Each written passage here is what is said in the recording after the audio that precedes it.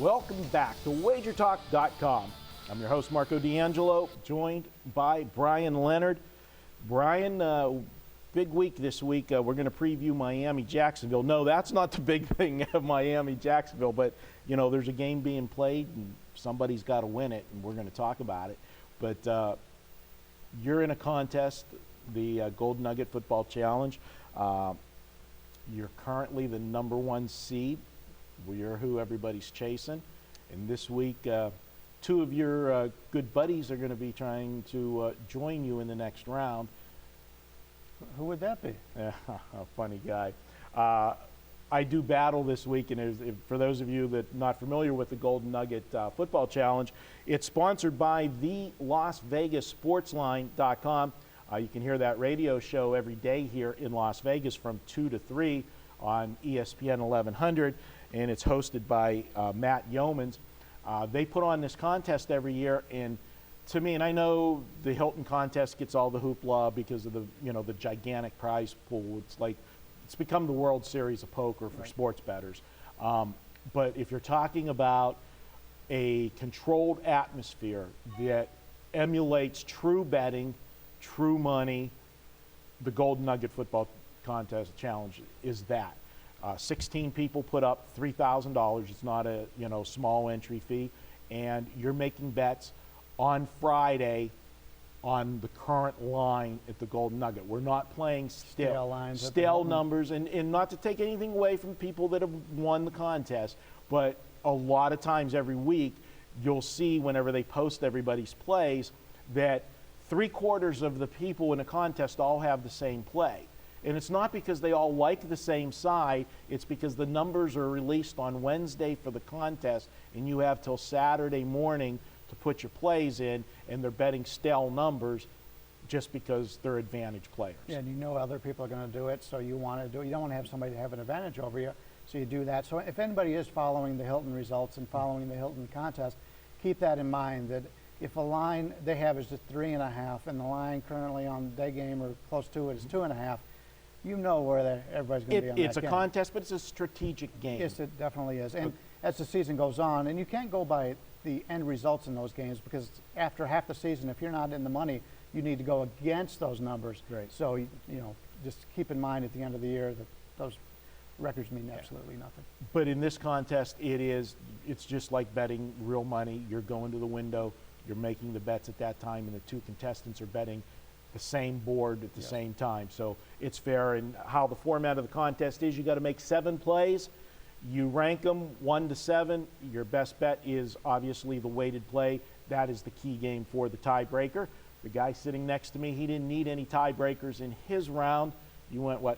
6-1 with the only loss being Michigan State blowing that game. Yeah, that backdoor cover by Nebraska. So I'm going against the contest this week against a good friend of mine, Chris, Las Vegas Chris here in town. When I entered the contest, there were 16 contestants. I said I didn't want to draw you or Chris in the first round because I didn't want to have the competition. Not that I'm afraid of the competition, but you want to see your buddies advance. Right. And but I didn't draw you, but I did draw Chris, and it was quite interesting this week. Every week the three of us go watch Monday Night Football together, and we're generally talking about this week's games. There's no talk of this week's game since Chris and I are going head to head. Chris liked every team that was on a bye this week. I couldn't figure that out. Yeah, all right. And it'll be some bragging rights as well. Right, so, that's right. All right, let's get to this one. And why we took up so much time about the contest is because we're going to talk about Miami and Jacksonville. There's not a lot to say there. And normally, Brian, I'll say when a team like Jacksonville gets a win, they were winless. They finally get their first win. I'm not jumping in line to bet them in the next week because, you don't want to say a winless team could feel fat and sassy, but they had to feel a little bit fat and sassy to finally get their first win. But I'm really taking this play as much of going with Jacksonville as going against Miami. I think this is just a bad spot for Miami. If you look at what they've done scheduling-wise, they played 2 weeks ago, their guts out at home, had the game won against Green Bay and Aaron Rodgers comes back and puts the dagger in final play or next to final play of the game, wins the game.